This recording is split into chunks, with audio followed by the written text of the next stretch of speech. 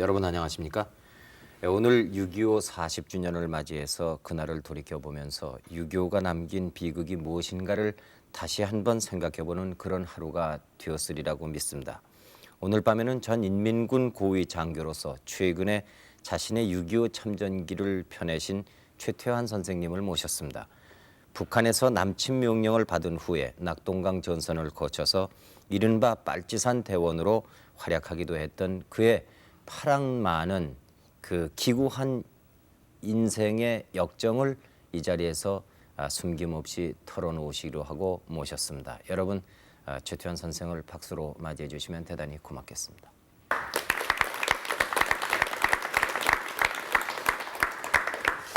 요 근래 말씀을 많이 들었습니다만은 이렇게 방송에 나와서 저희들과 기타 넘는 얘기를 나누어 주실 줄은 몰랐습니다.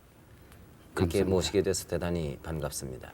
감사합니다. 네, 건강은 괜찮으십니까? 아주 좋습니다. 예. 듣기로는 팔 한쪽이 조금 뭐 불편하시다고 그런데 그건 어떻습니까? 지금 이것이 40년 전부터 제게 아직까지 남아있는 유교의 찌꺼기입니다. 예. 팔이 이렇게 아직 못 쓰고 있습니다. 예, 예. 그 나머지 이제 그 팔만 불편하시지 건강은 전체적으로 좋으시군요. 좋습니다. 예. 6.25 때 전쟁을 직접 한 그 북괴군의 한 사람으로서 인민군이라고 그래야 되겠죠 그 당시에? 예. 6.25 마흔도를 맞이하는 소감이 어떻습니까? 6.25 전장에 인민군 참모군관, 야전군관, 정치군관, 인민유격대 대장으로서 동족 상장이 피비린내 나는 현장에서 인생이 가장 꽃이라고 하는 청춘 시절을 탕진했습니다. 네.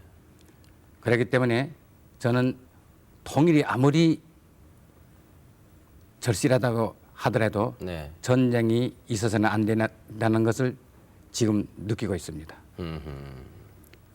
최근에 그 젊은 혁명가의 초상이라는 6.25 참전기를 펴내셨다고 들었습니다. 그 의도는 어디에 있습니까?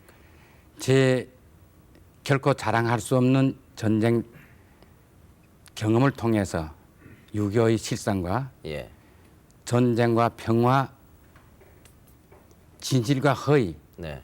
선과 악, 네. 사랑과 미움 등 인간 생존에서 가장 중요한 문제들에 대해서 역사와 민족 앞에 예. 증언하고자 제가 썼습니다. 고향이 원래 어디신가요? 제 고향은 원래 함경북도 경성군인데 네.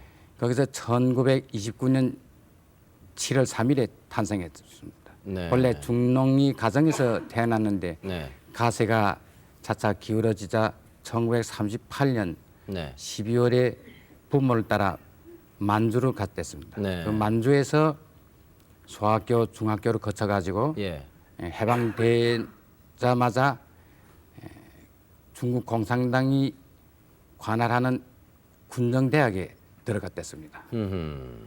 군정대학에서 맨 처음에는 네. 다만 일반 지식을 습득하려고 들어갔댔는데 네. 그게 중국 공산당 지도하에 들어갔다 보니 모든 권력은 네. 총구에서 발생한다는 모택동理論과 네.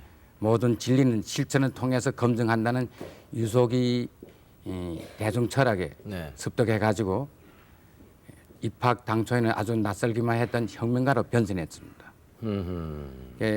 그러나 그 학교의 교과 과목은 네. 요즘의 대학 모양으로 어떤 일정한 교과 과목이 있는 것이 아니라 네. 그때 제기되는 정치 정세를 분석 연구하고 네. 주로 대민봉사로 네. 전 과정을 보냈습니다. 제가 가장 거기서 그 학교에서 배운 거는 팔로군 도덕율인 3대 기류가 파랑주의, 네. 중국말로는 산다지리 빠샹주의라고 하는데 네. 그것이 제게 오늘까지도 그 도덕률은 인생 생활에서도 일종의 저희 도덕률이 되어 있습니다. 네.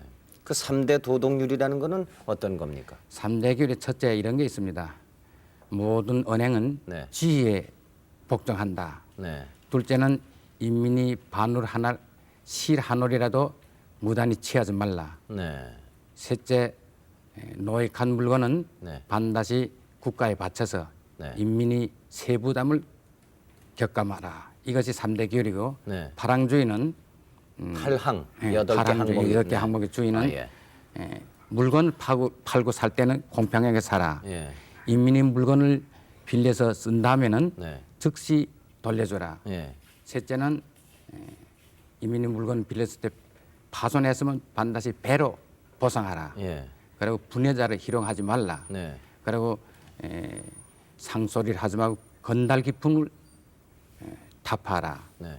그 다음에 포로를 학대하지 말라. 네. 이와 같은 일종의 청교도적인 이런 도덕율에서 우리 살아왔습니다. 예. 그것이 오늘까지 저는 비록 중국에서 떠났지만은 여기서 살면서도 그 도덕률을 지키려고 노력하고 있는 중입니다. 그것이 지금 사회주의 국가라든가 공산주의 국가에서는 그것이 이루어진다고 생각하십니까? 그런 것이요? 그러나 그것이 한 못도지 네. 실트는 거진 못하고 있는 걸로 저는 알고 있습니다. 그 후 북한에 돌아오신 건 언제였습니까? 그럼 만주에 있다가 왜 북한에 오셨습니까? 1947년에 팔로군 군정대학을 졸업하고 네. 당시 북한에서 정권 수립한 다음에 네. 간부 인재가 필요했던지 소환령이 내려가지고 네. 북한에 1947년 6월에 귀국해서 예. 당시 북노당 간부부 부부장이었던 이상조 씨 추천으로 네. 인민군 전신인 보안간부훈련 대대부 즉 집단군 총사령부의 참모부의 조국 군관으로 배속됐습니다. 네. 당시 제 계급은 소성둘 네. 여기 계급을 말하게 되면 중일 겁니다. 중위로 중위. 첫 인민군 생활을 시작했습니다. 그러니까 뭐 훈련도 없고 아무것도 없이 그냥 중위를 그렇죠. 달았다 이런 예. 현지 임관이라고 그러는 것 그렇죠. 아니겠습니까? 예. 예. 근데 지금 이상조 씨 말씀을 하셨는데 이상조 씨가 얼마 전에 이 프로에 나왔었습니다. 예. 근데 그분은 지금 그 소련에 망명 생활을 하고 있다 이렇게 얘기하던데. 망명되어 있습니다. 네. 제가 지난 5월달에 네. 경희대학에서 개최하는 유교 발발 40주년 기념 국제 회의에 참석했댔습니다. 예. 그때 이상조 씨를 만나고 음흠. 그 당시 사항을 말했습니다. 예. 결국 내 운명이 몇 년 만에 만났습니까? 그러니까 42년 만에 만난 셈이죠. 40 네. 알아보던가요? 알지요. 그때 그 사항을 근데 이상조 씨가 어떻게 해서 우리 최 선생님을 만주에 계신 분을 북괴군이 이렇게 창설될 때 추천했을까요? 평소에 알고 지내는 사이였습니까? 그렇지 않고 이상조 씨는 본래 조선이영군 3지대 지대자인데 네. 이 군정대계라는 것이 중국 공산당에서 경영했다지만은 일종의 그 대부분이 구성원이 조선이영군 출신이었습니다. 네. 그래서 북한에서 간부 인재가 필요하니까 네.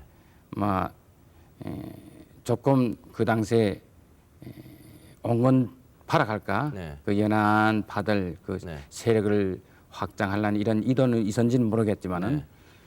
그 우리가 군정대학 졸업할 때 일기를 졸업했는데 거기 한 2,700명이 있었습니다. 네. 거기는 중국 사람들도 있었고 일제 시대 일본 사회주의자들도 예. 거기 있었습니다. 어허. 일본이 패망했는데도 그 사람들 네. 남아서 우리가 같이 공부를 했는데 거기서 우수한 학생들을 네. 선발을 되는데 저도 어떻게 그 당시는 네.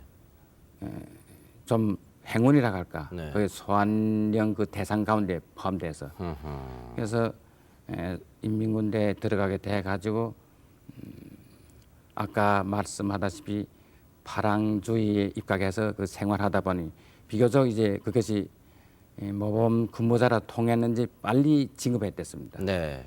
1948년 2월에 그때까지는 북한에서 네. 인민군이라는 것은 대외적으로 선포 안 했습니다. 네. 그러니까 위장 보안간부 훈련소라 이렇게 네. 위장하고 있다가 48년 2월 8일에 정식으로 내외 인민군이라는 걸 선포하자 네. 그 역사 기록부라는 게 필요했습니다. 네. 그래서 제가 초대 역사 기록부장에 직책을 맡았습니다. 계급. 예. 예. 그러면은 그 만주에 가족이 있었겠습니다. 그 당시에. 예, 만주에 그 당시는 제 부모들 살아 있고 예. 조카들이 있었습니다. 어허. 예. 그 결혼은 안 하셨었습니까? 결혼은 6.25 직전에 네. 결혼해가지고 6.25 바람에 네. 저 6개월 만에 생이별을 했습니다. 어허. 현재는 가족이 네. 만주에 아직도 조카들이 있고 있습니다. 그 만주에 있는 가족들과는 연락을 해보셨습니까? 79년부터 내가 중국에 있는 가족들하고 편지 연락이 됩니다.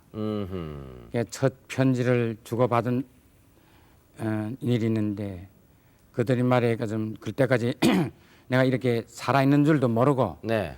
죽었다고 만주의 연변에도 혁명열사비가 세워져 있고 네. 평양에도 지금 혁명열사비가 세워져 있답니다. 근데 현재는 세워져 있는지 모르겠습니다만은 그러면 조카들한테 편지 쓸 때 이렇게 편지 썼습니다. 네. 내가 살아있으니 내 그 열사비를 허물이고 네. 그 자리에다 사과나무를 한 그루 심어라. 네. 그 사과나무가 자라고 꽃이 피고 네. 열매가 열릴 때면 우리가 만날 수 있지 않겠느냐. 이래서 편지를 쓴 일이 있습니다. 그 열사비라는 것이 쓴 사람이 많습니까?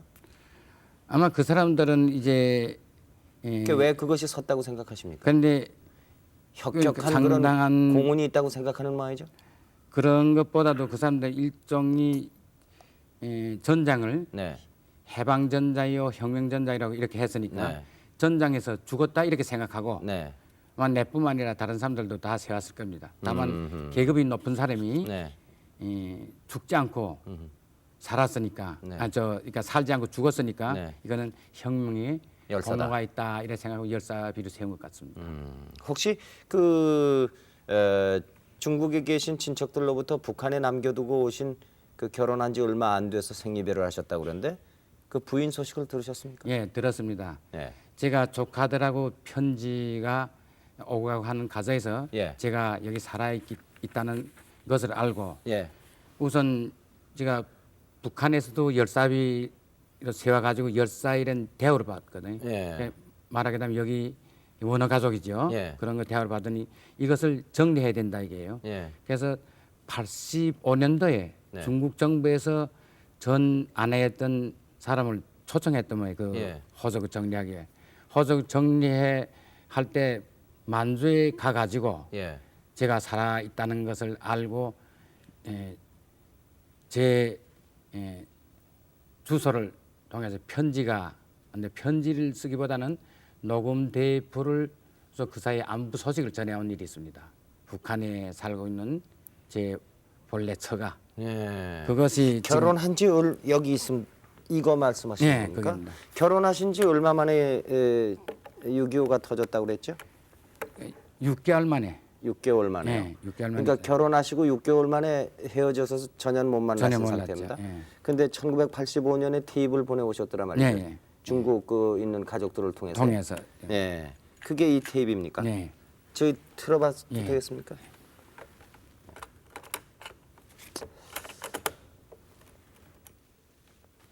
녹음대에 앉아서 당신에게 내 옛날 얘기를 하려고 하니 무엇부터 먼저 시작해야 될지 모르겠습니다. 정말 당신께서 이렇게 그곳에 살아있는 왜 이제야 이렇게 알려주는지 나는 정말 당신의 일도 모르겠습니다.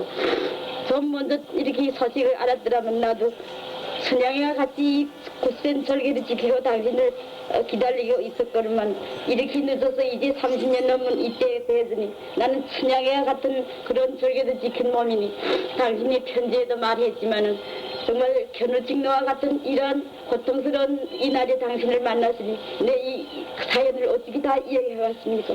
정말 당신은 정말 야속하고 정말 무정한 입니다. 어째서 이제 이런 사실을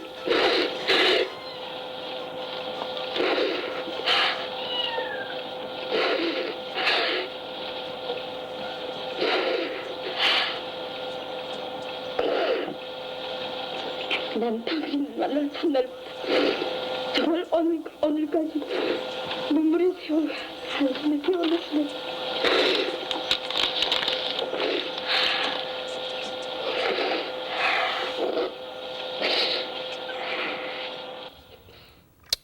저 40년 가까이 헤어지셨다가 그 얘기를 지금 듣는 것인데 목소리를 기억하시겠습니까? 예, 기억합니다. 예. 그러나 지금 그분 연세가 얼마나 되셨을까요? 지금 55살이 됐을 겁니다. 55이요. 예. 어허. 예. 그러면은 뭐 춘향이 같은 절개를 지키지 못했다 이렇게 말씀을 하시던데요, 그분이. 근데 재혼을 했나 보죠? 예, 재혼을 했다는 소식을 들었습니다. 네. 그러니까 그분은 이제 최 선생이 전사하신 걸로 알고 그렇죠. 재혼하셨군요. 예. 예. 제가 휴전 회담이 끝난 다음에 포로교환할 때 혹시나 하고 그때까지 기다렸던 모양이에요. 예. 그는 포로교환 때도 오지 않으니까 완전히 이건 전사했다 이렇게 생각하고 또 우리 부모들이 즉 네. 그녀의 시부모들이 네. 젊은 사람이 그냥 있을 수 있느냐 네. 이래서 재혼할 것을 권하고 네. 이래서 지금 재혼했다는데 현재 막 이 얘기를 하면 울어야 할지 웃어야 할지 현재 재혼한 남편은 서울 사람입니다. 그 서울 사람이인데 그분은 또 여기 본 부인이 지금 서울에 살고 있습니다. 거긴 아들이 셋인데 아들은 한 분은 목사직을 하고 교회 일을 맡아보고 있거든요. 예, 제가 그 부인을 찾아가서 부인이 남편이 예. 평양에 살고 있다고 네. 이런 소식을 전한 일이 있습니다. 그런데 그분은 그냥 그 아들 셋을 꿋꿋이 키우고 재혼하지 않고 현재 매우 행복하게 살고 있더군요. 그렇군요. 그럼 선생님이 이곳에서 재혼하셨습니까? 예, 제가 10년을 형무소 살해하고 나와서 네.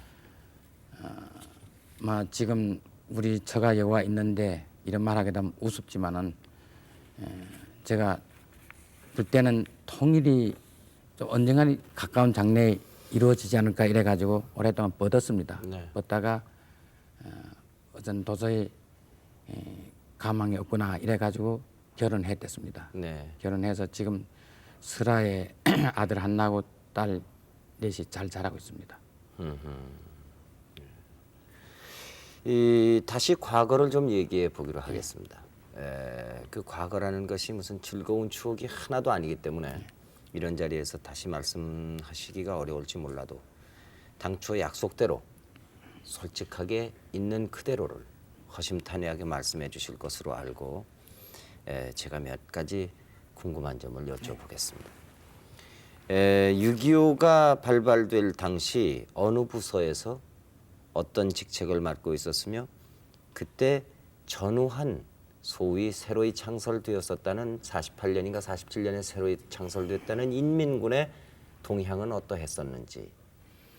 제가 인민군 초대 역사 기록 부자이기 때문에 네. 인민군 창설 과정 또 인민군이 육성 과정, 네. 전쟁 준비 과정, 네. 특히 6.25 전후 과정은 다른 사람보다 비교적 소상히 알고 있는 편입니다. 네.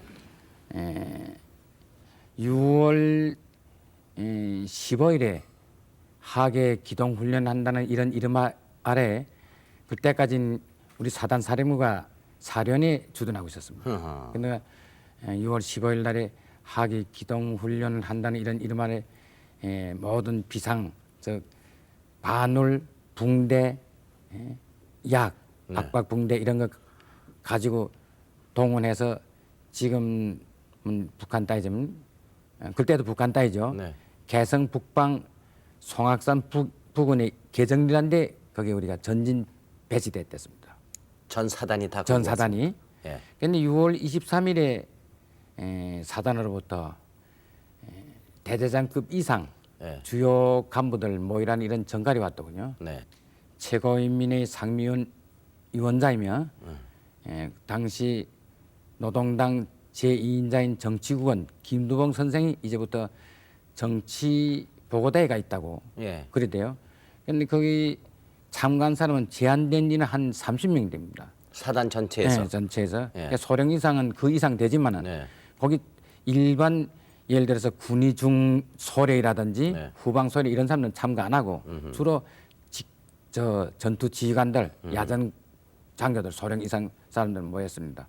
그러니까 우리 상당히 쭉 그건 시간 관계로 그 당시 정치 정세 보고에 대해서는 제가 상대가 하겠습니다. 다만 마지막에 네. 우리는 통일하고 네. 남조선 인민들을 해방하기 위해서 수일내로 전쟁을 개시한다. 이런 정치 보고를 하더군요. 그 한 사람이 누굽니까? 김두봉이 즉 김두봉이라는 정치국은 그 당시 제2인자입니다. 이인자. 대외적으로는 여기 이제 자유진영의 그 정치 체제를 말하게 되면 김두봉이라는 사람 그 사람 대통령입니다. 최고인민회의 상임위원회 위원장이니까 아하. 대통령입니다. 그 사람이 그런 얘기를 할 때는 그때까지 우리들은 그 어쨌든 간에 혁명 사상으로 단단히 무장하고 있기 때문에 상당히 이제 흥분했댔습니다. 그것은 어떤 전장이 두려워서가 아니라 드디어 우리가 기다리던 조국 통일하고 남조선 인민들을 해방하는구나 이런 감격 때문에 흥분했습니다. 또 그때 뭘 말했는가 하면 일주일간만 서울을 해방하고 예. 서울에서 대한민국 국회를 예. 소집한 다음에 예. 대통령을 축출하고 네. 이승만 대통령 축출하고 네. 새로운 대통령 선거해가지고 대한민국 국회와 조선민주주의인민공화국 최고회의와 합동해서 예. 결국은 8월 15일에 예. 통일 선거를 한다. 이런 것은 그날 김두봉이 얘기를 안 했지만 다만 이 얘기는 했습니다. 서울은 조선 반도에서 심장부다. 네. 심장부를 장악하게 되면 모든 것이 끝장난다. 그리고 여기서 대한민국 국회를 소집해 가지고 대통령 새로 자기네 뜻대로 네. 선출해 가지고 내외적으로 우리는 인민공화국 합동했다. 이러면 세계에 발표하게 되면 어느 나라든지 무력 개입을 못할 것이다. 이런 얘기를 하더군요. 예. 그래서 제가 그때 생각하거나 이거는 제한전자이구나. 예. 서울 일주일만 끝나면 우린 철수하는구나. 이래가지고 7월 7월인 것이 6월 28일에 우리 지금 새마을 중앙훈련소 자리 예. 그래서 우리 7월 28일에 도착해가지고 6월 28일에 도착해가지고 7월 2일까지는 지금 하곡동에서 그때 우리 거지 군대거든요. 예. 대원들은 이제 양말도 없었어요. 발사계 소위 발사계라는 거기서는 간발이라고 하는데 발사계를 모두 풀어가지고 말리고 이랬거든요. 빨아가지고 7월 1일까지면 딱 일주일 아닙니까? 네. 일주일인데 우리들은 몹시 기다렸거든요. 예, 아마 그때 내 같은 경우는 아내와 같이 헤어질 때 우리 훈련 갔다 일주일만 돌아온다. 그래서 이 말밖에 못하고 그냥 갈라졌으니까. 근데 그건 7월 2일까지의 얘기는 네. 9.28 이후에 서울이 이제 그 북괴군에게 점령당한 이후의 일이고 23일 날 그런 얘기를 들은 다음에 24일, 25일은 어떤 상황이었는가 좀. 23일에 그런 얘기를 듣고 우린 이미 그때 송악산에다가 그거는 아무한테도 얘기하지 말라고 그러는 그렇죠. 계획이었습니다. 그런 거 있었죠. 예. 그런 거 있었고 다만 훈련, 예. 실전 훈련이니까 예. 거기다 훈련에도 이제 교통어 예. 그때까지는 실제 참을 판 일이 없거든요. 예. 근데 송악산이 이렇게 생겼는데 예. 이 짝에는 국군 이 개성 일대 예. 우리 도지가를 보니까 그 낮아요. 예. 이 짝에 보이지 않는 예. 이 짝에다 이제 접근로를 이렇게 파고 예. 23일에는 그렇게 하고 예. 24일에는 그다음에 이 교통호에서 저 예. 은폐된 여기서부터 능선에 또 올라가 가지고 예. 24일에는 예. 완전히 CP 예. 지부 그런 참을 팠습니다. 네. 24일 날 토요일 날 아닙니까? 토요일 날 오후 2시경인데 우리는 이제 좀 고급 군관들이니까 네. 대원들은 다만 훈련하는갑다 이렇게만 생각하고 우리들은 개성 시내를 망원경으로 이제 전주 이제 지휘정찰이라고 하는데 군대 용어로 지휘정찰했습니다. 예. 지휘정찰하니까 지금 자남산 이곳 이제 선교 곁에 예. 소년 형무소가 있었고 개성 소년 형무소가 있었고 그 곁에 아마 그 후에 안 일이지만은 우리 그 당시 이 첩보를 어디에 어느 부대가 배치되어 있다는 건 다 알고 있거든요. 그러나 그 부대 명칭은 제대로 몰랐는데 네. 후에 안바이가 되면 국군 1사단 12연대 2대대가 거기 주둔해 있었어요. 예. 그럼 그 양반들이 토요일 날 오후에 네. 우리 2시경이니까 네. 런닝구 바람에 예. 배구를 하고 있는 거예요. 우리 그 망원경으로 망원경을 봤단 관찰했습니다. 말이죠. 그리고 예. 우리끼리 이런 이야기를 했어요. 저놈들이 예. 내일이면 예. 골탕 먹을 줄도 모르고 저렇게 지금 놀구나. 예. 이런 이야기 우리끼리 서로 주고받은 이야기 있습니다. 네. 그래 정작 그 6월 25일 당일 날은 어떤 명령을 받았습니까? 그런 전투 명령은 작전 명령은 연대장하고 작전 참모한테만 내려오거든 그게. 그럴 때 작전 나는 그래 놓으니까 연대장하고 같이 이제 움직이는 거예요. 예. 그 이가 있는데 그래서 연대장이 각 대대장을 소집해 가지고 예. 어느 대대는 어디다 네. 배치하라. 음. 내일 아침에 송악산에 신호탄이 오르면 그때 5분 동안 포 사격이 개시할 테니까 네. 그 5분 동안에 아군 포에 피해를 보지 않도록 그 거리까지만 예. 접근하고 예. 그럼 일제 신호탄 올 때까지 말이에요. 예. 뭐 침묵을 지키라고 음흠. 이런 게 왔습니다. 그래서 우리는 24일 날 저녁에 이미 그 여름 아닙니까? 6월 24일 날 저녁에 참 송악산은 상당히 고요했습니다. 음흠. 우리가 그때 만약에 상부에서부터 그런 지시가 안 내려왔다면 그 북에 이제 오리 노래란 노래가 있습니다. 네. 그러니까 정말 꾀꼴새가 들리고 네. 거기서 돌리고 그 노래를 부를 만한 이런 분위기였지만 상당히 긴장해 있었습니다. 그렇겠죠. 내일 아침엔 드디어 조국 해방 전쟁이구나 네. 이런 사명감 가지고 자주도 못하고 실제 6월 24일 날 아침부터 우리 밥들을 못 먹었어요. 마음이 흥분돼서. 네. 그래서 25일 날 아침이 되니까 예. 전수 이제 송악산 향해서 수천 개의 눈이 그 짝을 향해 있는 거래요. 예. 그리고 이제 야전 지휘관들한테는 보통 그때 손목시계인데 전수 그저 야광시계, 예. 야광시계가 배급됐거든요. 예. 특별히 그 야광시계 쳐다보고 시계 한쪽은 뭐 수시로 이 야광시계를 보자 또 송악산 상공을 바라보자. 예. 그런데 6월 25일 날 다시 마이너스 5분, 즉 4시 55분에 이슬비 내리는 송악산 상공에 예. 세 발의 신호탄이 날리더군요. 포물선을 꺼내서. 예. 그러니까 우리들은 마치 발작하는 정신병자처럼 예. 우리 방가에서 뛰쳐나와가지고 나무로 밀고 나오려 했습니다. 나무로 밀고 내려왔을 때는 이미 김일성이가 평양 방송에서 했다는 국방군이 예. 오늘 미명에 공화국 국방부 영토 12km를 진격해봤던 그 시간에 우리는 개성 남방에 와 위치해 있었습니다. 그거는 지금 제가 이와 같은 얘기를 한 게 오랫동안 과거의 제 직책 때문에 망설였습니다. 네. 그런데 아까도 말씀하다시피 역사에다 진실을 말해야 되지 않겠느냐. 이래서 내가 망설이다가 비로소 아까 책도 썼고 네. 오늘 아마 북에서 안다면 저는 죽일 님이라 할 거래요, 실제. 그러나 그것은 진실을 말하기 때문에 내가 어떤 일부 층에서는 내가 욕 먹더라도 역사 앞에서는 과연 장애했다고 이런 평가를 받으리라고 생각합니다. 그 지금도 그 북한에서는 북침이라고 하고 있습니까? 그렇게 주장하더만 이따가면서 예를 들어서 내가 통일원에 가서 네.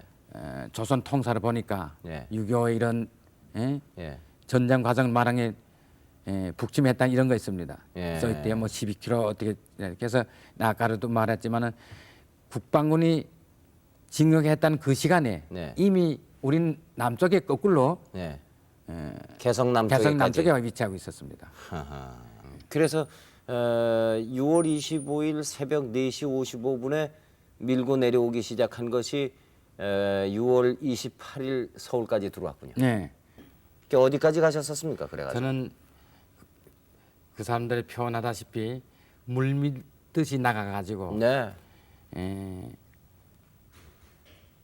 결국은 영등포, 인천, 수원, 네. 평택, 아산, 예산, 광천, 서천, 장항, 군산, 전주, 임실, 남원, 광주, 목포, 네. 구례를 되돌아가지고 순천 거쳐서 진주를 7월 30일 날 우리말로는 해방시키고 오봉산에서 8월 3일 날 미군하고 첫 전투를 시작을 했습니다. 6월 25일하고 27일 날 여기서 전투하고 우리 그때 처음 전투를 했습니다. 그때까지는 전투도 없이 그냥 없어서 그냥 그저 나갔습니다. 하하.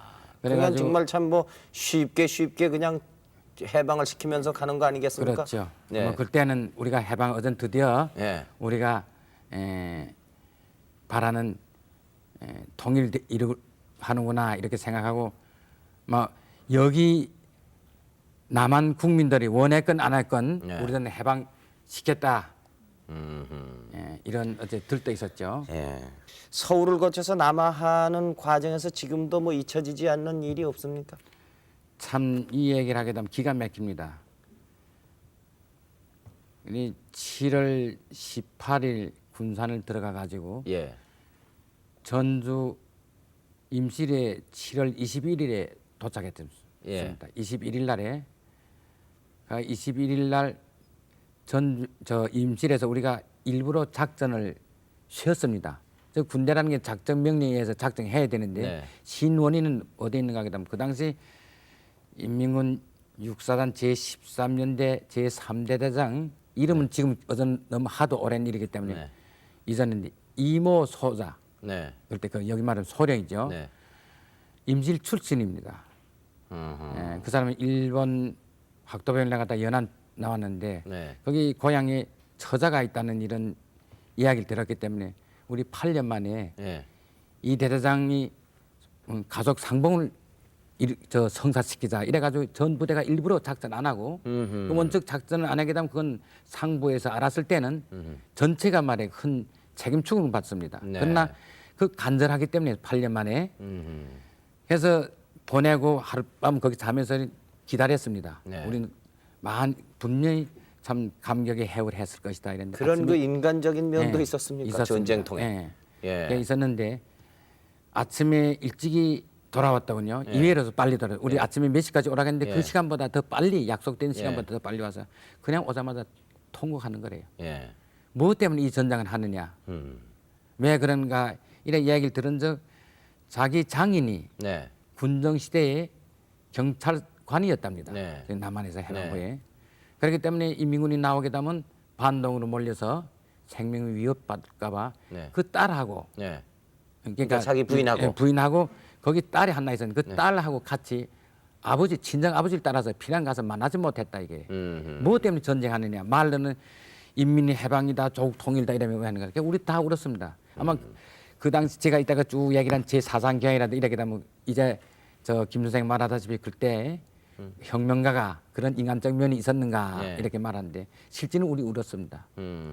난 지금 그거 해상만 해도 저 역시 눈물이 납니다. 왜 이 전쟁을 했던가. 그래서 우리 거기서 울고 그러나 그 대사장 끝내 네. 낙동강 전선에서 그냥 죽었습니다. 시체도 어디가 파묻혔는지 모릅니다. 그리고 또 한 가지 이 전장에서 기억나는 것은 우리가 8월 5일에 오봉산에서 미군하고 부닥쳐서 서로 교전하는데 미군 수송기가 와서 공주에서 네. 보급품을 투하더만 그 보급품의 레이션 레이션이. 우린 그때 레이션이라는 말도 모르고 미군을 위해서 투하한 것이 그렇죠. 잘못 북괴군 떨어져요. 상공에도 예. 떨어졌군요. 바람에 예. 떨어져 우리가 그 레이션 상자를 벌레 보니까 깡통돌이 많아요. 네. 뭐 국방색을 한 영어도 쓰고 이랬는데 깡통 봤는데 이거 이 오픈 이런 것도 없었거든요. 예. 이거 그 뚜껑 연 방법 몰라서 돌을 가지고 암대를 막 찢어서 말이에요. 보니까 검은 가루가 나오더란 말이에요. 그 깡통에서. 예. 근데 그 가루가 우리가 저는 이제 중국에서 예. 대부분이 그 중국에서 자란 사람들이 중국에서는 이따금씩 조밥에다가 그 들깨 가루를 내 가지고 비벼 먹습니다. 이게 분명히 말해 들깨 가루 색깔 같거든. 네. 그것을 밥에다 말이에요. 그때는 뭐 여기는 보리밥이죠. 네. 보리밥에 비벼 먹다 써서 말이에요. 네. 막 내 뱉어버리는 일이 있는데 네. 왜 그게 그러나? 뭐였습니까 그러면? 커피 가루래요. 커피 가루. 아하. 그것이 들깨 가루거든. 예, 들깨 가루가 들깨가루 같이 같으니까. 야, 우린 그때는 커피라는 걸 전혀 몰랐죠. 음흠. 그래가지고 그 후에 10년 있다가 사회 나와서 저 커피 빌어서 실제는 커피 이제 불임 설탕이 없고 뭔데 우리 그때는 보리밥에다가 말이에요. 들깨가루 비벼 먹은 셈이죠. 그때 이제 그 인민군들의 보급이라는 거는 뭐 거의 없다시피 했을 정도 네, 아니겠습니까? 거의 없었습니다. 예. 네. 가장 치열했다고 그러는 낙동강 전투에 참가하셨습니까? 거기 참가했습니다. 솔직히 말해서 그때 그 심정은 어떤 명분만 서면 후퇴하고 싶었는데 네. 근데 최고사령관 명령하기를 뭐인가 하게다면 현재 받고 있는 그 땅에서 네. 한치라도 물러서지 말란 이런 엄명이 있었기 때문에 최고 사령관이라는 건 누구입니까? 김일성이죠. 아, 예. 그래서 우리는 그거 지키기 위해서 네. 뭐 얼마나 많은 젊은이가 죽었겠습니까? 후퇴 죽었습니다. 보통 예. 죽은 거 아닙니다. 예. 9월 4일 날에 부상당해서 이 팔을 이제 못 쓰게 되고 그때 고급장년대 후퇴하라고 그러더만 네. 근데 너 아까 말씀하다시피 저는 그 혁명 정신으로 똘똘히 뭉쳤기 때문에 네. 내일 모레면 부산에 들어갔는데 마지막 개선 대례 끼겠다고 일부러 그 거절하고 네. 버텼습니다. 야전병원에서 9월 21일에 네. 군의관이 지금 미군이 인천에 상륙했으니 빨리 후퇴 가야 되겠습니다. 이래서 그때는 수송기 없어서 들것을 위해서 전주를 향해 가는데 네. 미군이 이미 군산에서 입상해가지고 상륙했어요. 상륙해가지고 올해 남쪽으로 나온다는 거래요. 그래서 할 수 없이 제 치료를 하기 위해서 제 호위병을 데리고 예. 임실군의 그 이름이 깊은 골입니다. 그 동네 이름이 그 정도 깊습니다. 네. 아주 깊은 거기를 찾아가가지고 그 숯가마 있었습니다. 그 숯가마는 옛날에 숯을 구워가지고 팔던 그 빈 숯가마에 들어가서 거기가 있다가 은신하고 있다가 이제 지방 인민유격대하고 합동해가지고 50년도 10월 중순경에 예. 전라북도 도당 인민유격대에 그거 선이 다 가지고 예. 거기 뭐 지게를 타고 예. 그때는 이제 내 고급 간부라는 거 알고서리 예. 치료 겸해서 좀 대화한다고 해서 예. 거기 군사위원 어떤 때는 이제 어느 병단에 정치원 참모장 별별가 되었습니다. 그래가 주로 내가 부상당했기 때문에 전투지휘를 못하고 소년 빨산들한테 정성 제고라든지 군사학을 강의해가지고 이런 거 그때 했습니다. 지리산을 중심으로 한 공비들이 말이죠. 모두 몇 명이나 있었습니까? 그러니까 이 인민군의 소위 말하는 잔당과 네. 그 현지의 저 사상이 불손했다고 우리는 생각하는데 그런 사람들이 모여서 우리 국군들과 경찰과 많이 전투하지 않았습니까? 지리산 일대에서 그때 모두 몇 명이나 인민군과 그 공비가 있었습니까? 아마 정확하게는 모르지만은 네. 한 5만 명 됐을 겁니다. 한때 만할 때는. 하하. 그러니까 전부 이제 인천 상륙 작전 해가지고 위에 퇴로가 막히니까 전부 지리산으로 그렇죠. 모인 겁니까? 그런데 거기는 5만 명 가량 있었지만은 실제 전투 병력은 한 뭐 잘해야 한 2만 명밖에 안 됐습니다. 2만 명은 그 대단한 크죠. 숫자가 아니겠습니까? 상당히 크죠. 전선은 따로 있고 네. 그 후방에서 그렇게 저 양민과 말이죠 그 저 치안을 어지럽히고 그러니까 그 얼마나 속상한 존재입니까? 지금 다 끝난 얘기지만은 그렇죠. 그렇게 많이 있었습니까? 그렇게 있었죠. 그 거기서 몇 년이나 있었습니까? 제가 1년 4개월이 있었습니다. 1년 4개월 그러면 저항을 했습니까? 1년 4개월 저항했죠. 그럼 1년 4개월이 지난 후에는 몇 명이나 남았습니까? 1년 4개월 그것이 1952년 네. 12월부터 이제 뭔가 백 야전 사령부의 토벌 작전 시작을 해서 네. 제일 내중에 여기서 한 54년에 네. 완전히 소탕되고 막 네. 그 후에 망실 공비라고 할까요? 네. 아마 여기 대부분이 알 겁니다. 뭐 전순덕이라고 그러는데 그 사람들이 뭐 그 후에 10년 후에 뭐 하산했대요. 근데 마지막에 54년에 이미 끝났어요. 그럼 그때 포로로 잡히셨습니까? 예, 그때 포로를 잡혔습니다. 네. 그러니까- 그럼 전투하다가 잡혔습니까? 아니면은 그냥 무조건 투항을 했습니까? 저는 뭐 이런 것은 뭐 사실만 욕하겠는지 모르겠지만은 저는 끝까지 이제 저항했습니다. 항전했습니다. 예, 항전하고 그럼 그때는 이미 최 선생이 그 포로로 잡힐 때에는 이미 휴전이 된 후입니다. 저는 51년 12월 23일에 잡혔거든요. 아, 그러면 전쟁 한참 할 때군요. 할 때입니다. 네. 전쟁 한참 할 때인데 51년 12월 23일에 예. 지리산에서 6개 도당 위원장 회의가 있었기 때문에 네. 저도 거기 참가하려고 가다가 기습 받아가지고 어느 바우 틈에 그 쓰러져서 그것이 19일 날인데 네. 51년 12월 19일 날인데 그것만 압니다. 네. 잡힌 것이 23일 날 잡혔습니다. 그러니까 잡혀 그러니까 나흘 동안 그 바위 틈에 있었습니다. 바우 틈에 가사 상태에 있었는데 네. 그래서 나는 포로 됐다거나 이런 말 안 씁니다. 네. 구출됐다고 이렇게 말하는데 내가 그때 포로가 안 됐다면 그냥 얼어 죽었을 겁니다. 그래서 그러나 그 당시에 이제 발각돼서 내후에 이제 터볼대가 둘이 이제 누르더군요. 네. 그래서 그때는 붙잡히게 되면 이 욕된 죽음을 당할 것이다. 차라리 내 혁명적인 절개를 지키자고 네. 수류탄을 빙을 뽑았습니다. 근데 네. 그 며칠 동안 굶고 그런 기운에서 빙이 빠지지 않는 바람에 네. 그 터벌대 국군이 워커 우들로 탁 차버리고 불발돼서 네. 살아나왔습니다. 살아서 남아가지고 어제는 죽을 장소에서 못 죽었으니까 이제는 살아남아야 되겠다 이래가지고 제가 또 그다음부터는 신분을 속였습니다. 제 외갓집이 박씨이기 때문에 네. 박일기라고 하고 네. 지금 이 신분도 얘기를 안 했습니다. 네. 이건 분명히 이제 총살 당할 것이다 이래가지고 남은 포로 수용소로 가니까 네.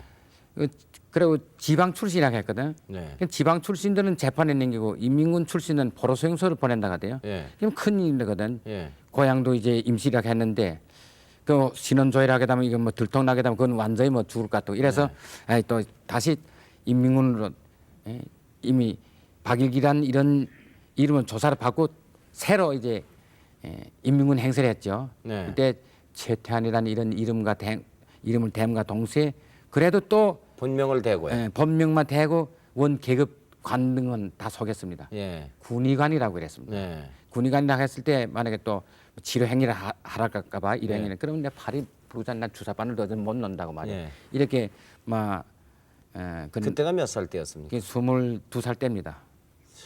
그래서 근데 차라리 그것이 운명이라는 게 이상합니다. 그때 제 신분을 그대로 말했으면 아마 운명이 달라졌을 겁니다. 제가 포로된 그 부대 부연대장이 제 친외사촌이었습니다.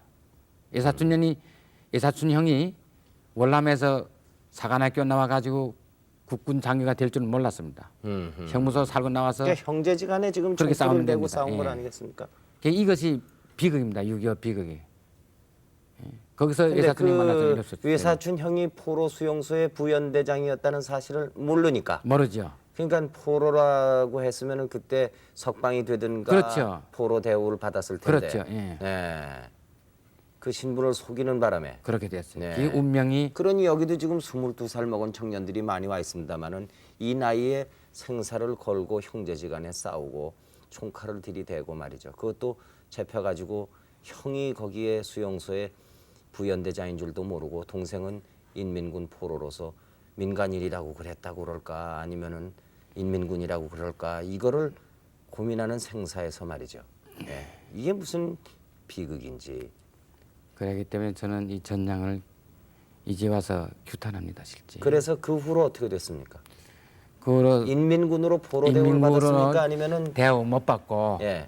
제가 이제 체포될 당시에 인민군 신분을 증명할 만한 이런 증거품이 없었기 때문에 뭐 없이 이제 지네바 협정에서 포로 대우를 하려고 군사 재판이 회부돼 가지고 많은 항변을 했지만 그게 채택되지 않고 군사 재판에서 이적 행위죄로 10년 구형에 10년 언도를 받아 가지고 네. 형무소 살해했습니다. 네. 어느 형무소에 있었습니까? 대전 형무소에 있었습니다. 대전 교도소에 몇 년 사셨습니까? 대전 형무소에서 7년 살고 나올 때는 네. 공주 형무소에서 나왔습니다. 출감 후에는 뭘 하셨습니까? 참 출감 후에 말은 이루 다 할 수 없습니다. 그러나 나와서 뭐 지게를 지고 분뇨 제거 작업도 하고 때로는 야채 시장에 가서 리아카를 끄는 사람들한테 가서 그 뒤에서 팔은 한짝은 못 쓰지만은 이 어깨에 힘은 있어서 네. 그 리아카를 이제 밀어서 주고 살고 몇 년간 사회에 적응하려고 노력하고 네. 또 가장 인상 생활에서 밑바닥 생활했기 때문에 돈이 한 푼 있으면 한 푼대를 모여 가지고 한때는 좀 돈이 있던 거 또 마음이 뭐 모질지 못해 그런지 차라리 전투할 때처럼 좀 강했으면 누구한테 사기 당하지 않겠는데 사기 당하고 별별 일 다 했습니다. 제가 어느 때는 만화 가게를 해가지고 지금 이 여의도에서 철거민들이 저 봉천동이랑 거기인데 말씀 그때 기아 테레비가 4,000세대가 갔는데 테레비가 2대가 있어가지고 테레비를 가지고 만화 가게를 하면 어린애들 코 묻은 돈으로 가지고 좀 돈도 벌었어요 그때. 예, 지금도 봉천동 가게 가면 테레비 아저씨 온다고 그랬는데 그게 여전히 30년 전이거든요. 그 지리산에서 그 공비 생활을 할 적에는 그 부근 동네에서 외파리 무슨 부대장이 온다 그러면은 굉장히 그 유명했다 그러던데 그때는 뭘로 유명했습니까? 아주 이 잔인한 공비로 유명했습니까? 아니면은 그거 말이에요. 예. 실제는 그 지리산의 외파리 부대장이라게 되면 전라도에 사신 분들은 되게 알 겁니다. 또 남북에도 기록되어 있고 여기 요전에 지리산 공비 토벌을 맡았던 백선입 장군하고도 만났습니다. 네. 그랬더니 알고 계시더군요. 그런데 사람을 많이 잔인하게 죽었다는 이런 것보다 작전을 예. 잘한 것이 하나 있었고 그 실제 외파리가 3사람이 있었어요. 3사람이 있었거든 그 당시에. 네. 2사람은 다 팔로군 출신이고 네. 한 사람은 여기 태백산 그 사람 한 사람은 여기가 끊어지고 한 사람은 이 팔목이 술탄 그 사제 술탄 만들다가 폭발돼서 없어졌습니다. 네. 그래서 3사람인데 동시에 한 사람은 여기 예를 들게 되면 영등포에 나타나고 저 성북동에 나타나고 이러니까 팔 없는 축집이 사람 없앤다고, 시시- 예, 축집이 없앤다고 그래. 이 동네에 나타난 부대장이 누구냐 하니까 그 팔 없는 부대자, 이거 외파리 부대자 이래 가지고 그런 웃지 못할 이제 전설이 생긴 거래요. 네. 그리고 조금 그런데 제 부대 경우 같은 거는 아까 말하다시피 내 자신이 부하들한테도 그 3대 기울과 파랑주의를 그 침투시키고 이랬는데 일부에서 뭐 과격하다 갈까 잔인하다 갈까 어쨌든 저는 그 대신으로 그 사람들 문제 때문에 사과드리지만은 양민을 학살했다는 이런 거 사회에 나와서도 그런 기록도 보고 또 거기서 그런 우리 산에 있으면서도 어느 면당 어느 군단에서 이런 마치 그것을 그 당시에는 자랑하듯이 우리는 어느 동네 가서 반동 숙청했다 이런 것을 할 때는 내 자신이 분노를 느꼈습니다. 그러나 그 당시에 내 힘이 모자라서 그 제재를 못하거나 이것이 저에게도 책임이 있죠. 그 지리산을 중심으로 한 공비들의 최고 사령관이라든가 뭐 지휘자가 있었을 거 아닙니까? 그 사람은 어떻게 됐습니까? 이연사이라고 하는데 그게 네. 이제 그 남북은 최근에 영화에 나오는 남북은인데 이연사이가 본래 그 최고 사령관 아니에요. 네. 그 본래 남북이라는 명칭도 없었어요. 네. 그 본래는 인민유격대 제4지대 지대장이었습니다. 네. 어쨌든 그 사람은 뭐 이야기를 들으니까 일제 때부터 사회주의자고 네. 또 여순 반란 그 때부터 북에 있다가 지리산에 파견돼 가지고 상당히 그 유격전에는 좀 탁월한 사람인데 53년도 언제 결혼 토벌에 죽었죠. 그 빨치산은 남북 양쪽으로부터 다 버림받았다고 그러는 빨치산 출신들이 있다고 그럽니다. 거기에 대해서는 어떻게 생각하세요? 그게 각자의 견해가 다른데 나는 누굴 탓하지 않습니다. 예? 어디서 버림받아 탓하지 않아요. 제 자신이 운명을 저주해야 되지 그건 탓하지 않습니다. 그 제하고는 그것을 남북 양쪽에서 버림받았다는 그건 잘못된 겁니다. 그래서 우리가 대한민국에서 버림받았다고 할 수도 없고 북에 버림받았다고 할 수도 없어요. 그건 자기 자신이 운명이 그렇게 된 것인데 자기 자신이 운명을 저주할 수밖에 없습니다. 그 인민군에 있으면서 전쟁을 치르고 빨치산 생활을 하는 동안에 주위에 있는 많은 그 젊은이들이 죽었을 겁니다. 그 눈으로 보셨고 또 본인도 몇 차례 수십 차례 죽을 고비를 넘기셨다고 그런데 그 사람들을 어떻게 생각합니까? 과연 낙동강 전선에서 조국 해방과 민족 통일을 위해서 나는 기꺼이 죽노라 하던 그 인민군 전사, 또 지리산 어느 계곡에서 나는 새로운 사회를 건설하기 위해서 기꺼이 이 고난의 길에 들어섰나라고 절규하던 그 말산 소년이 바라던 조국과 민족은 저 백마 고지에서 나는 조국과 민족을 위해 이 목숨 초계까지 바치노라 했던 그 국군 전사가 사랑했던 조국과 민족은 결코 별개의 민족 별개의 조국이 아니었어요. 그래서 나는 그 유교 때문에 돌아가신 영령들을 위해서 무엇인가 어떤 기회가 주어진다면 위령비를 세워서 하는 이런 생각을 지금도 가지고 있습니다. 지금까지 이렇게 기구한 운명을 살았다고 볼 수 있는데 어떻게 생각하십니까? 저는 이렇게 생각합니다. 인간은 누구든지 자기가 살아갈 시대를 선택할 수 없이 그저 주어진 시대에서 살다가 죽어가는 이런 부조리한 운명이라고 이렇게 생각합니다. 저 역시 그러한 부조리한 운명에 살다 보니 지금 오늘에 이르렀는데, 단 저는 나치 독일 강제 수용소 벽에는 유태인들이 죽어가며 썼다는 그들을 용서하라. 그러나 잊지는 말자, 이런 경고가 아직도 남아 있답니다. 그래서 우리들도 유교로 빚어진 적의와 원한을 서로 용서하고, 그러나 우리 또한 유교의 교훈을 살려가지고 이와 같은 비극이 다시 일어나지 말기를 바랍니다. 바야흐로 세계는 탈이데올로기 시대고 지구촌 시대에 접어들었기 때문에 우리는 이 지구촌 시대에 살아남기 위해서 유교의 교훈을 삼아서 우리 후대들에게는 좀 통일된 조국을 선사하는 게 좋지 않겠는가, 저는 이렇게 생각합니다. 네. 저희들은 이 전쟁이라는 걸 한번 겪어보니까 전쟁이 한번 일어나면은 몇십 년간 이렇게 이루어놨던 재산은 말할 것도 없고 얼마나 많은 꽃다운 청춘의 젊은이들이 목숨을 잃어야 하는가. 그러면 얼마나 많은 부모와 형제들이 오열하고 죽을 때까지 그 상처에 얽매여 살아야 하는가를 잘 알지 않습니까? 아무쪼록 그 소상한 얘기를 여러분한테 많이 전해주시면 저희들이 좀 더 잊혀져가는 6.25를 다시 한번 일깨워서 생각하고 경각심을 가지게 되지 않을까 싶습니다. 예. 감사합니다. 오늘 좋은 말씀 대단히 고맙습니다. 감사합니다. 지금까지 6.25 40주년을 맞이해서 전인민군 고위 장교였던 최태환 선생을 모시고 그 생생한 비극적인 증언을 들었습니다.